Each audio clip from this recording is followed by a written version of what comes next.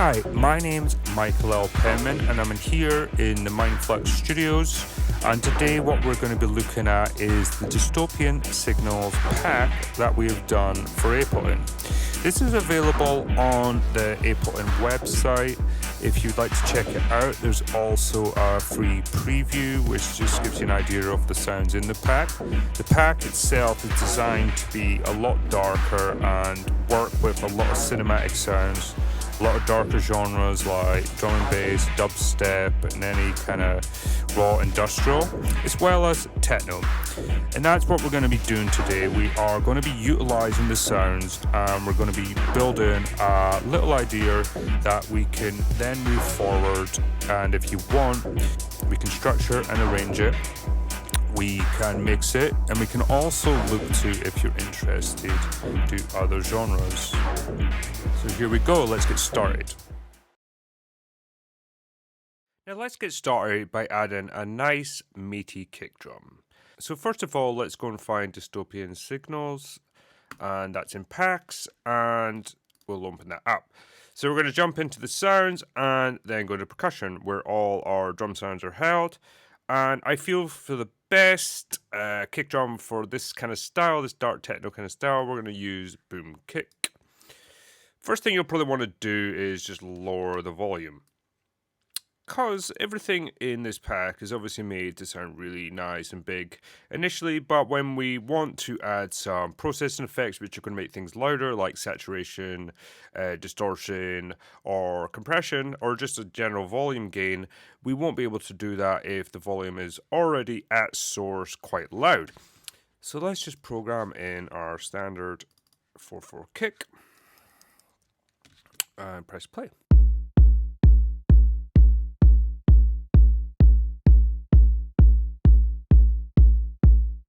Now what we're going to want to do is create that stereotypical dark techno low sub rumble. And to do this, what we're going to be doing is creating a return. So that is Alt-Command-T. And to start with, we're going to load in two things. First of all, we're going to load in echo and utility. We're going to mono utility, because obviously this isn't a stereo effect. We don't want it to be stereo on our sub parts, because that could cause a few problems down the line. So let's just stop anything like that happening by putting the mono on. Now we're going to send our kick there with the send A.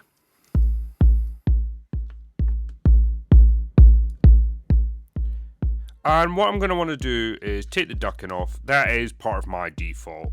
I'll also want to make sure the dry wet is 100% wet. And from there, let's move into the echo section and work with the EQ. Because in this case, we're going to want to have all this low end rumble. So we're not going to want that high end. So we might as well just take it down. So with that in place, let's look at adding in a reverb, which is again very, very stereotypical of this effect. So now we're going to drop in our convolution reverb, which comes with Max for Live. And I really like the first initial preset which comes in, and you'll notice that I've dropped it before the utility, meaning that it's going to be monoed. Otherwise, if I take it off mono, we're probably going to get some horrible artifacts. Yep, straight away we're getting those artifacts in there. That's because the low end is creating a stereo signal, which isn't great for the audio process. Now, last thing I'm going to do is chuck the dry wet up, and you can see we're going a little bit into the orange. So what I'd like to do is just take the gain down. There we go. We need to record this, so we're going to create an audio track. That is Command-T. We're going to set the audio from to the return A, and we're going to put the record on, and let's name it.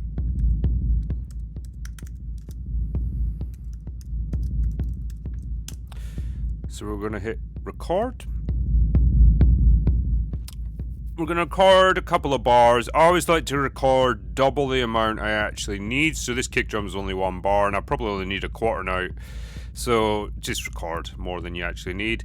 And I'm going to stop the signal first, so always stop what's ever playing first, and once the signals die down, because you can see on the return we still had a bit of reverb there, which could be useful and could create a cool effect, and if you don't record it you might have lost it. So stop the recording.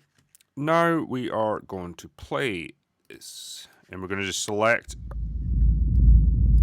a quarter note. They should all be pretty much the same. And what we're going to want to do is chuck on an EQ just to make sure we don't get any high end, because we really just want that low rumble. So I'm going to use the EQ8. I already have a high pass filter set at around about 20 Hertz. I'm going to put another high pass filter and just take most of the low mids out. Next, what I'm going to do with the second band is locate the root note of this sound, because it should be very similar, if not exactly the same, as our kick drum. Seems... yeah, there we go.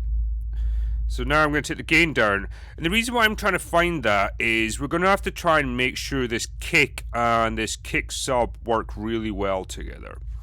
So when I play the kick, we're probably going to get some clash in frequencies. And obviously make sure you disable that send, so you can just right click on it and then go to disable, because otherwise a doubling of that reverb effect. So I'll just pull that down, that'll solve a part of the issue. But now, to solve the issue of the two root notes playing together, I would like to use the envelope follower. Again, this is a Max for Live plugin, and I'm going to grab that and drop it onto the kick drum. Now we're going to click map, and we're going to map that to the gain of number 2, so the gain of band 2, and you can see it's already taken effect. It's maybe a bit too much, and maybe I want to just increase the Q to get more of that bandwidth. So if it's too much for you, go and put this to 50. That means that it's going to start at 0 dB. Take it down to maybe 20, something like that, and you'll see you'll get a bit more of a subtle effect. So again, what you probably all know, another great way to stop conflicting between kick and sub bass parts is using sidechain. So we're going to be using our compressor, and we're going to jump into the sidechain section. External sidechain, and where's it coming from? The boom kick, obviously. Now we're just going to drop that down. We wanted to start fairly quickly, and the release is quite important. So at this tempo, we're probably only going to want to have the release around about 120 to 240, which will be roughly 16th to an 8th note.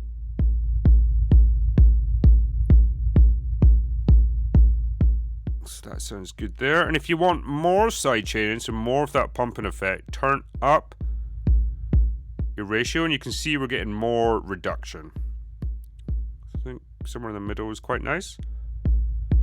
Okay, so that's our two parts sitting really nicely together, and that's a really good start. So next, what we're going to be looking into is adding more percussive parts. The kick and the kick sub in place, let's look to add some more percussion. In the Dystopian Signals, all the percussion hits come from wavetables. They've all been made with wavetable. So let's just start by adding in some hi-hats. I would like to add two hi-hats in here, one as your main offbeat hi-hat and another one just to kind of play off it. So I would like to start by obviously going into the pack and drum hits, and I'd like to start with this clang hat. So it's designed nicely, so if you change the length of the physical MIDI notes, it will create a slightly different kind of sound. So it'll kind of go longer to shorter. We're just going to do a little half bar pattern, which is very synonymous with a lot of techno, but especially the dark techno. And you're just kind of using modulation throughout the track to kind of change that up. Okay, so we're just going to put a note before the second kick drum, and then a note on the offbeat.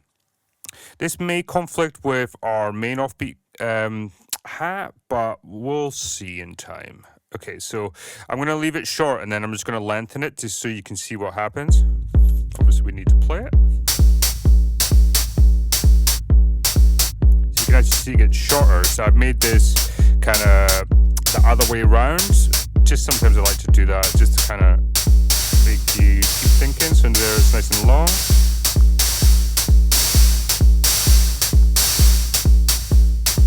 So we could even throughout the track, if we duplicate this, slightly change these up. So it doesn't feel exactly the same. We don't want to do too much. You see, I'm just holding command, and that allows me to take it into slip mode and just really navigate exactly how long or short I want the physical note. Okay, so that is our support and hi-hat in there, and let's just lower the level a little bit because it's a little loud for my taste. And now on the second MIDI track we've entered, let's use the noise hi-hat, which is your very stereotypical kind of techno hat.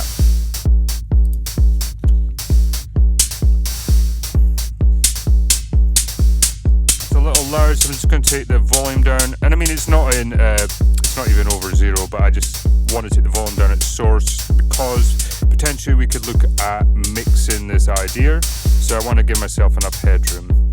Okay. So that is that for the hi-hats. Let's look to add some more percussion. It's the Dark FM Hit Perk. Bit of a mouthful, but it's a really nice sound. So let's just go into our percussion. It's the first one there. I'll just play this up and down the keyboard. So I'll start at C5 and go downward.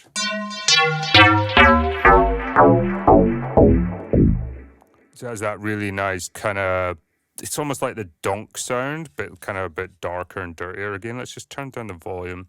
So I'm going to find a place to put this. So let's create a MIDI clip. And I like to, when I'm working with percussion, try and put them not on the off beats or the main beats. Sometimes you do need to put them there just because that's how it will work in a certain track. But I always start with trying to put them in the parts where, say, the hi-hat, snares, claps, and your kick drums obviously will be playing. So let's just start here. And let's put the little preview speaker button on so I can hear what it's going to sound like. Because as we heard when I went up and down the keyboard, each key is slightly different.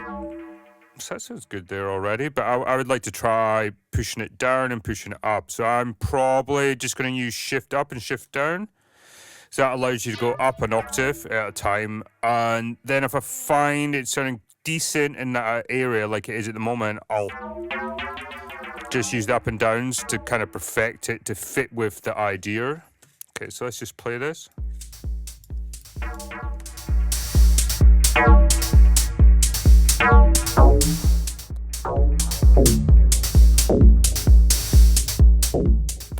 And actually, by having the preview button on and clicking on it before it played, I actually got a cool little sound.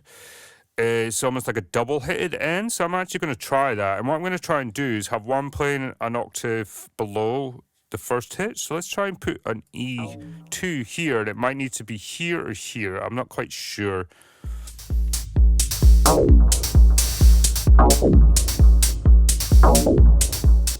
Yeah, so that works really nicely. And that's just like a nice, happy little accident, which can happen in music, which is great. So I'm going to duplicate this, and we're going to have one with the E2 and one without. So maybe let's try it like this. So I'm just pressing 0 to deactivate that note.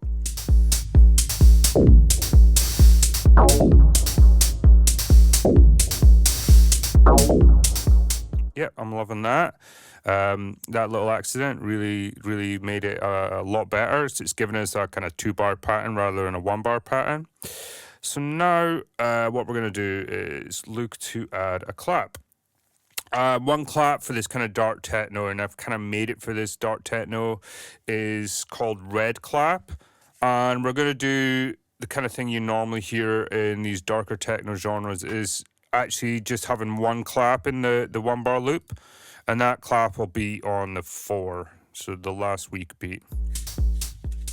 A little loud, so let's just turn it down.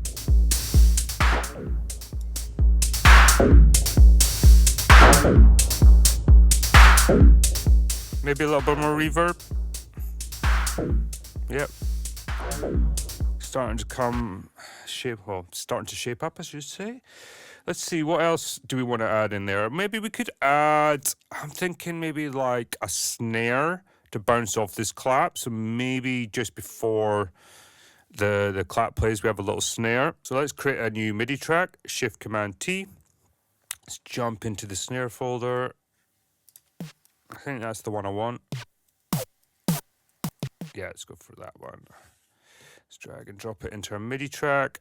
Let's lower the volume because I'm assuming, because obviously I've made all this, definitely drum sounds, bass sounds, and quite a lot of the more lead sounds pretty close to 0 dB.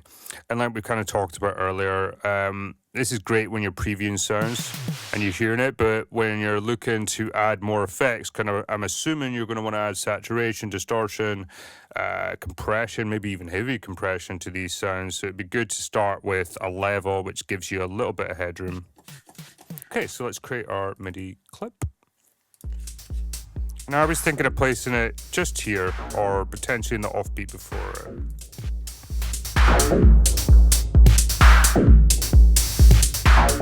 Okay, it's definitely where I want it, but I'm kind of feeling the loop is getting a little cluttered.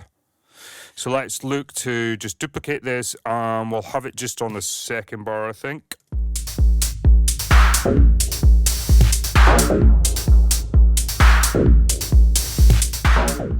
Okay, I think we're just needing one more percussion piece just to kind of fill this whole pattern, this whole loop in. So one sound I really like is in the percussion folder, obviously, and it's this moo bell. So I've kind of done a kind of almost techno, dark, genre style cowbell, which you can kind of guess by the name. So obviously doesn't quite sound like a traditional cowbell, but it's my take on that.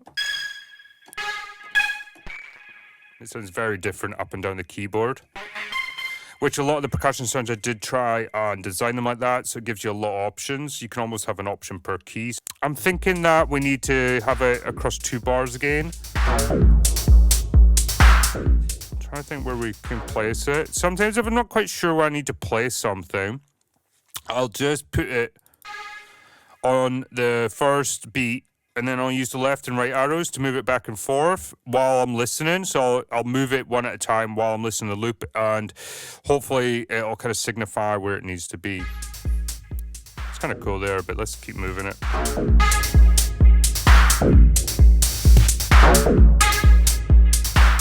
think we need to go down an octave. Yeah.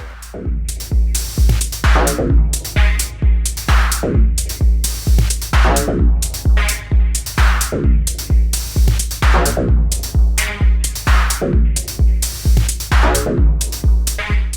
think here's good because it kind of plays off the kind of FM percussion a little bit. Okay, so that is sounding great. That's us adding some tops, adding some percussion to our kick and our kick sub. I think what we need to look at doing next is diving into some textures and some more musical parts. Before we go ahead and add anything else, let's start grouping some of these together. So let's just group all the tops at least together. All right, so before we do this, let's do like snare and clap together. So we can process these together if we decide to mix the track. And the percussion.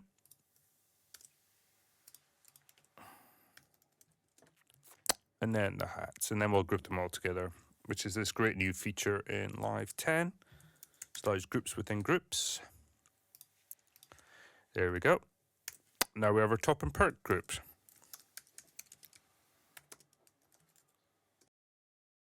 Like I said, let's look to add some textures, and I normally like to have 2 textures in there, and a lot of this pack's focus was on the textures in the kind of ambient involving section of the sounds within Ableton.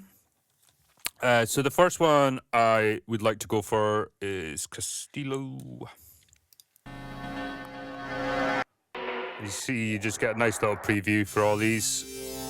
I'll give you an idea of what these are going to sound out, what these are going to sound like. So let's drop that on to our first track. And normally with my textures, I just like to have one long note. And what this is going to do, this is going to kind of signify the emotion or the mood of the track. So let's just pull the volume down because I want these to kind of be more of the bed, so underneath everything. So maybe that's going to be a bit too far. We can gauge it once I put a note in. So we're just going to put one long note. So I'm going to create a MIDI clip. We're going to duplicate the loop until we get 8 bars. And let's just chuck a note. I think we're going to want it a bit higher than I played it. So E4 looks good. So one little trick, once you've entered the note, rather than having to drag it the length of the 8 bars or 16 bars or however long you've made your clip loop, you're better just clicking legato. And that will take the one note and spread it until the next note happens. Obviously, there's no next note, so it just takes it to the end of the loop. Let's have a nice little listen to this with the track.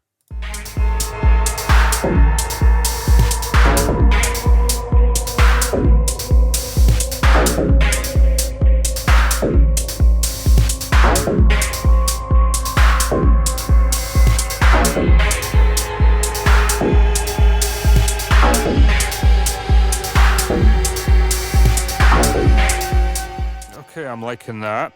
We're going to add another texture, but prior to doing that, I'm going to do a little trick I like to do when I'm having more than one texture, and that is actually utilizing the auto pan. So we're going to have auto pan doing its normal thing, so that's panning left to right on a slow rate. But what I'm also going to do is use a second auto pan, and if you didn't know, if you take the phase to 0 or 360, it basically becomes a volume automator. And it does basically auto volume. So I'm going to have this at a really slow rate. And let's just clean up any low end that might be in this sound, because I don't want it to take any headroom from our kick or our sub part or any bass we're going to add. I'm just taking the spectrum off. That'll save a little CPU. Okay, so now what I'm wanting to do, and the reason why I've done this first, is I'm going to duplicate this texture and then just swap the texture sound. I may need to move the note, but all I'm going to need to do is now on the second texture invert the auto pan. So now when one sound goes down, the other sound goes up. So they'll kind of move in and out of each other. And what's really cool is you can almost make them kind of like poly kind of textures. So if you change the rate slightly, they will go in and out at slightly minutely different times, which can be very cool for your track, especially if you add like 5 or 6 different textures. So let's go for another one. So I'm just going to jump into the packs and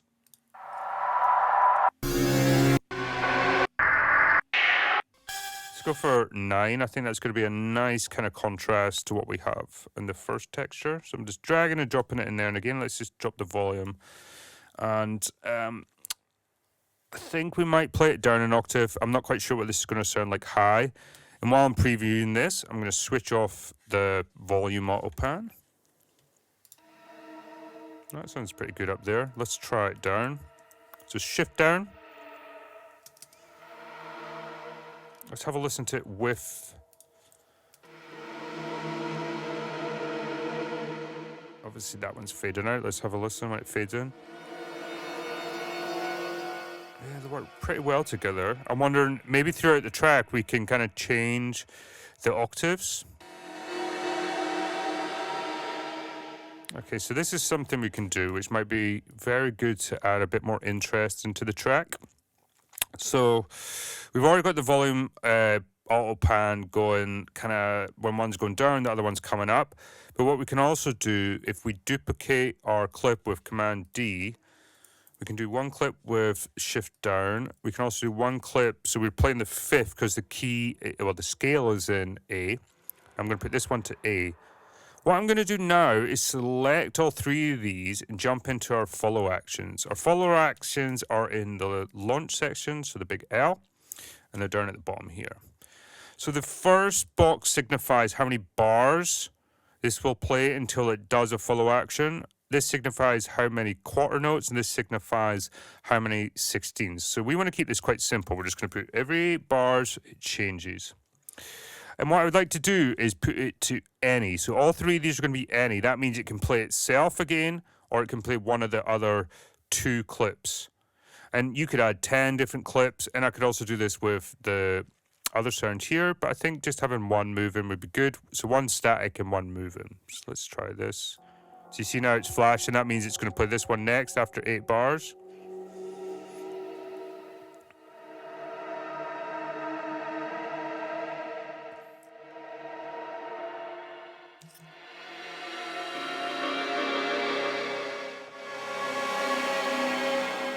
Okay, so let's group these together. Let's have a listen to them with our drums.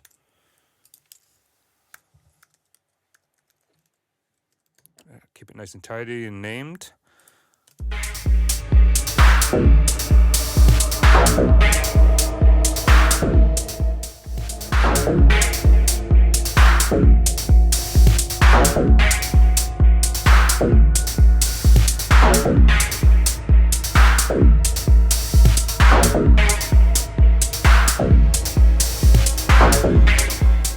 Okay, that's sounding good. Now let's maybe add in maybe like a melody fill, or just something like plays once every 8 bars or every 4 bars, which you hear a lot in, well, a lot of genres, but specifically techno, it happens a lot.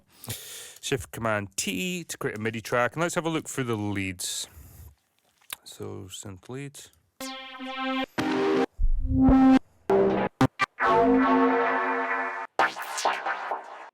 I think the sound I'm going to go for is one of my more favorite sounds in here, especially for techno, is 4 synth lead. Quite nice and dark. And I can play that now. And this has aftertouch on it, so I can adapt it afterwards. I think I need a little bit more delay in that. So before I even go and record any MIDI in there, I'm going to put a delay just on a 8th note. So on the delay, these numbers are represented in 16ths. So 1/16, 2/16, and obviously 2/16 makes an 8. So just add that in there, and let's just have a little play around. So sometimes I just like to play the keyboard across the top.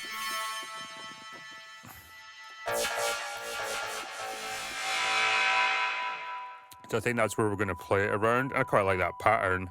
And what I'm actually doing, because obviously you probably can't see, and even if you've got really good pitch, the sounds are quite, dissonant and distorted and all that kind of stuff. So I'm just going from the A sharp to the A.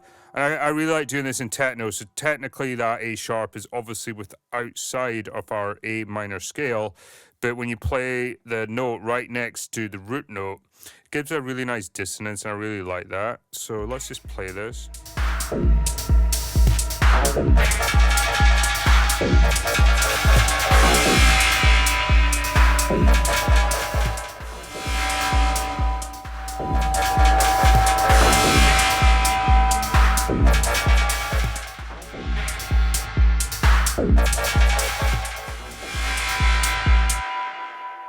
Yeah, I think that's definitely the pattern. So let's do our MIDI capture.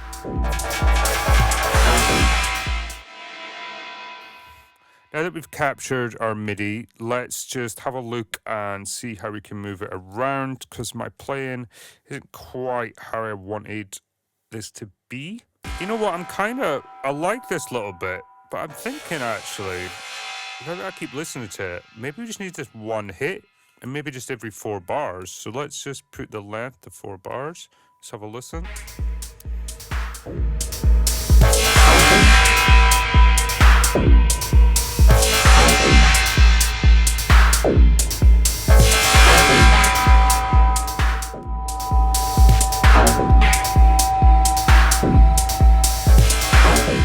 Yeah, so it's actually, rather than having a lead, it's kind of just added a little hit.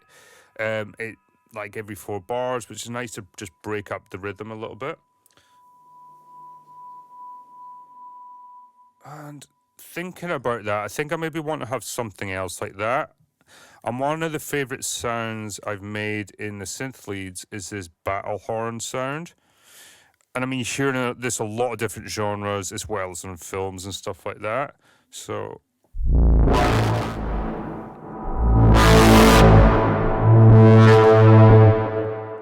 I really wanted to make it that like that kind of War of the Worlds kind of alien siren.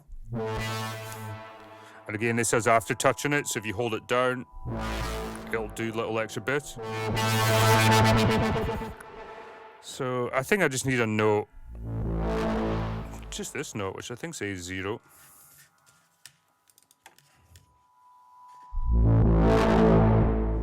Yep, A0. I think we'll play it for half a bar every 8 bars. Let's try that first.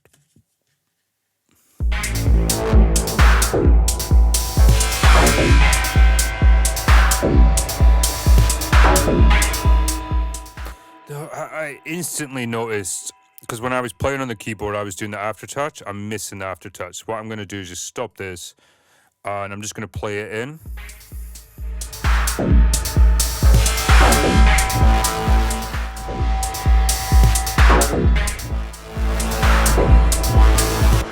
Okay, so that's exactly what I wanted. I'm going to set the start point as the 1-1, or as close to it as I can. Now, let's make this 8 bars. I think it'll be good to have this playing on the very first beat, because it kind of signifies the beginning of the phrase.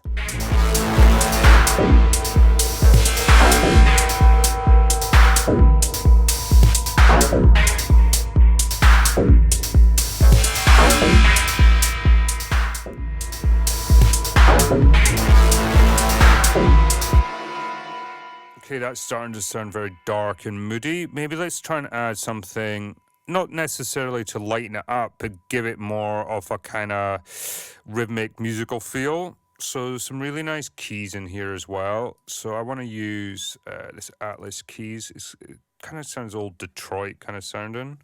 So play it a bit higher up.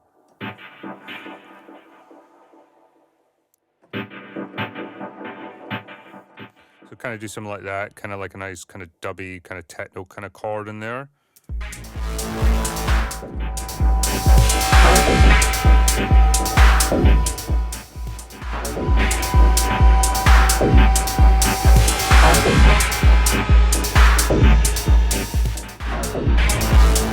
So I think I got a cool little pattern there. I was just playing off the drums.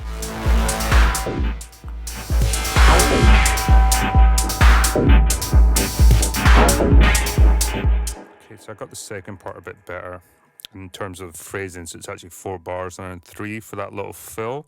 So I'm going to do, I've selected them all with Command A and Command U. I'm going to quantize them. My playing's quite off, so a lot of them haven't went anywhere near they want to go. So that obviously starts on the 1, and let's bring this loop in, and I'm going to just crop it because I don't need that first part. It's just kind of going to get in the way. Okay, that's better. I can see a bit better.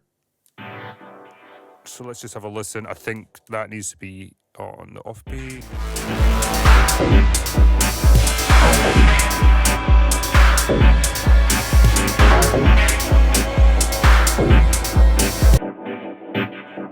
Let's try an octave above. I think that's not going to fit with the style. Yeah, kind of. It could be an option. I think I'm just going to clean up the low end, and this is something I like to do when I'm producing, just because it'll start to affect the kick in any bass we have in there. So let's clean up the low end. We don't need it in this sound. Let's just take that battle horn down a bit.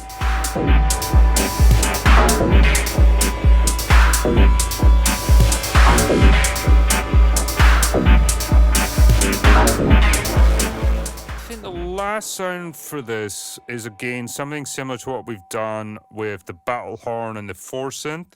It's just another little hit. I do like to pepper these in this style of music. I mean, you could do it in any of them as well, any style of music, any genre. So there's a really nice bass sound I've created. I think it's going to be perfect for this.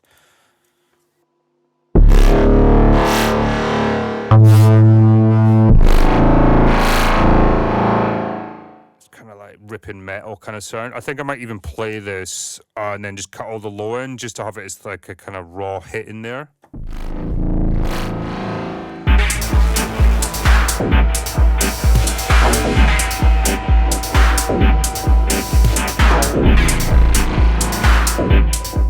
Okay, let's capture that.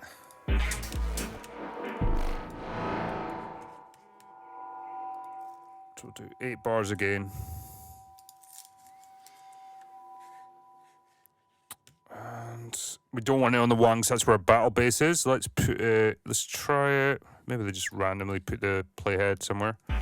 Okay, so this could take a while to come round. While we're waiting, let's chuck on our EQ8.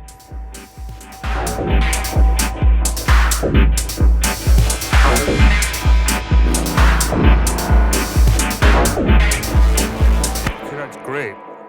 So as you have seen, using the Dystopian Signals pack, which remember you can get on the Ableton website within the pack section, you can create a very lovely dark techno idea. So we've only developed the idea here. We would like to know if you want to see this taken any further. So we're more than happy to do a video on structure and arrangement. We can do that both in the session view and the arrangement view if you would like.